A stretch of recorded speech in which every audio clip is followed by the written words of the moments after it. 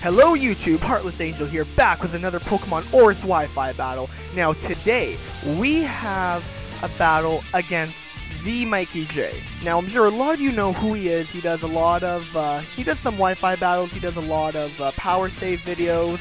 He is a big Poketuber one of the Poketubers I aspire to be like. So anyway, this is an OU match. We are bringing my Metagross team. I start out with my Scarf Landers as he starts out with the Galvantula. Now, knowing he's more than likely going to go for the Sticky Web, I decide to U-turn so I can break the sash and come in with the Metagross and be able to take this out. I actually overestimated the amount of power Metagross has with just a Bullet Punch, and you will see why soon. So he does set up the Sticky Web as I predicted.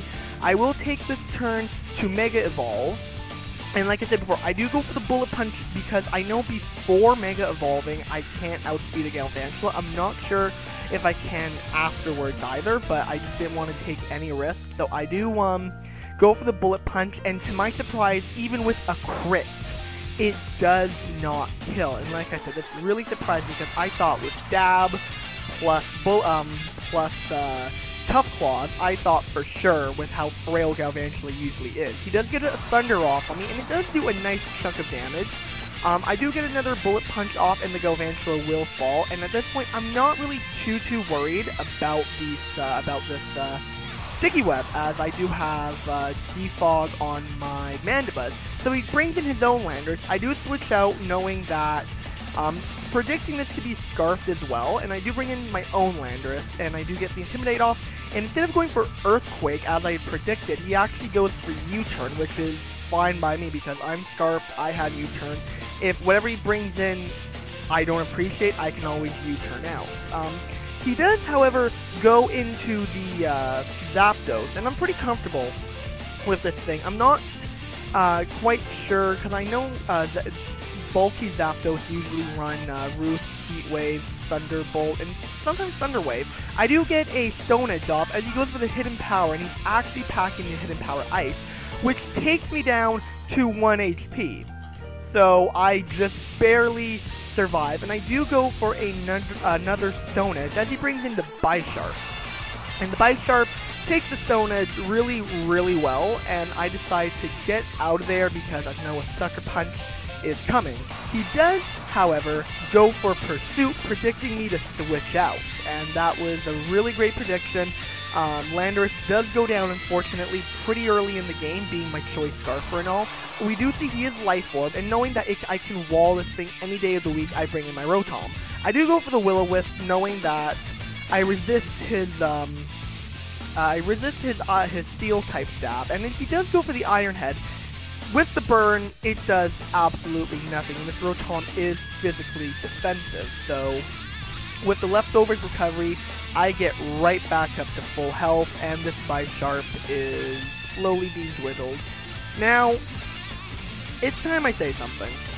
I hate Hydro Pump. As he goes for the Sucker Punch, predicting an attacking move, I go for the Hydro Pump, and it misses. And let me just give you a little spoiler. This isn't the first time, this isn't the last time this Hydro Pump is going to miss. So, I do, after Leftovers and Recovery and the burn, he is quite low. I do land the second Hydro Pump. He didn't go for another Sucker Punch, which actually kind of surprises me. But the Hydro Pump will take the Bisharp down, and that is a pretty big threat on the team gone, because Bisharp really threatens Mega Metagross. I don't have anything on my Metagross that can take that Bisharp down. I run Ice Punch over Earthquake. He does bring the Zapdos back in, and knowing that I can't do too much, I decide to go for a Volt Switch as he goes for the Roost, which is completely fine. It does get quite a nice chunk of health back, and Volt Switch doesn't do too much. But I actually decide to go into Breloom, which may seem like a weird switch-in, but I am Focus Fast, and I do have Rock Tomb, which I know will do quite a nice chunk. So I am slowed down to the point, I think Zapdos can outspeed Breloom anyway. He does go for the Heat Wave, and I'm just praying he doesn't get the burn here. He doesn't even bring me down to my Sash, which is amazing and actually really surprising. The Rock Tomb does hit, and he does go down to the point where a Mach Punch will kill. So that's exactly what I do. He lets his Zapdos die, Mach Punch hits, Zapdos goes down, and I am at 4 HP right now, sitting pretty comfortably. I know with the Sticky Web, I am quite, slow. He does bring in his Altaria, which is Mega. I decide to stay in with Breloom and get a Spore off if he decides to go for the Cotton Guard or the Dragon Dance. He does, however, go into the Cotton Guard, which is great because I can get my Spore off. And the reason I kept Breloom in was either for Death Fodder, so I can get a safe switch in, or, like I said before, just to get a Spore off in case he decides to go for a boosting move. So, knowing that Breloom, especially at +2 defense, this Altaria, Breloom can't do anything to it, so I decide to switch out back into Metagross, knowing that a Meteor Mash will hurt severely.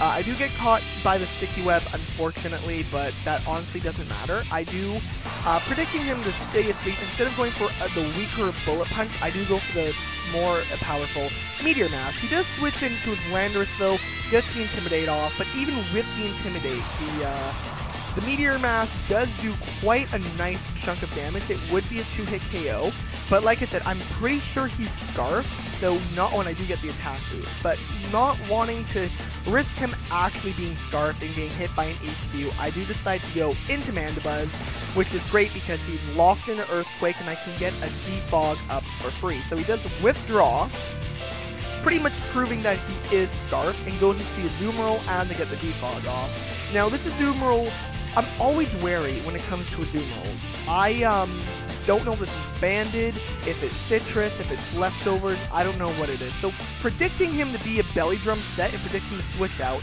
I decide to go for the foul play, not even realizing that Mandibuzz outspeeds Azumarill. But he doesn't even go for the Belly Drum, he just goes for the Waterfall, which does an okay amount on my Mandibuzz. This is especially defensive, so I have all my EVs in its special defense and its HP instead of defense.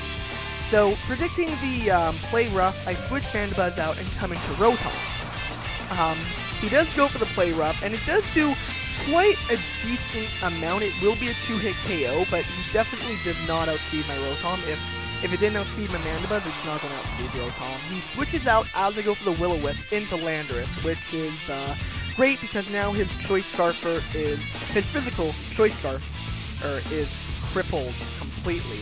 And now this part maybe get a little boring for you guys because it's just a pretty much.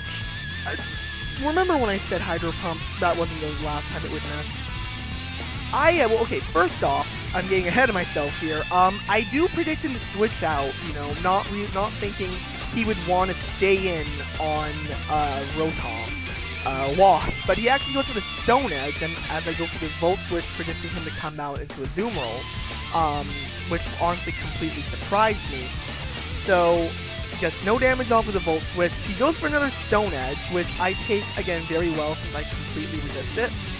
And I go for the Hydro Pump, and it misses. And I go for another Hydro Pump after his next Stone Edge, and that misses too. All the while, his Stone Edges are connected. So, I was, at this point, I hate Hydro Pump. I hate Hydro Pump. I hate Stone Edge. I hate Focus Blast. I hate all of them. I finally do hit the Landorus, though, with the Hydro Pump, and the Landorus will go down, and that whole ordeal is over, and I'm just at this point wanting to toss Rotom out the window because Hydro Pump is complete trash accuracy. He does bring back in the Azumarill, and knowing I can take a Aqua Jet from this range, I actually decide to go for the Pain Split to even it up a bit. I'm not sure if at that range a Volt Switch would kill, but I had a whole idea as you go for the play rough. I had an idea to come in sack Breloom if the Volt Switch didn't kill. However, he does get a crit. I do get it land a crit with the Volt Switch, and the Azumarill goes down, allowing me to come into Metagross, knowing the only thing he has left is the Mega Altaria, and I know I can one-shot it unboosted with a Meteor Mash. So that's exactly what happened. Even if the crit didn't happen and the Azumarill survived, I would have come into Breloom, he would have killed it, I would have come back in with Rotom, I would have Volt Switched again, and this situation you see would have happened no matter what. But it was a great match against the Mikey J. I will link his Twitter and his YouTube channel in the description if you guys don't already follow him or are subscribed to him. Thank you so much for joining me for this video, guys. If you like it, be sure to subscribe and like and share and all that good stuff. This is Heartless Angel, signing out.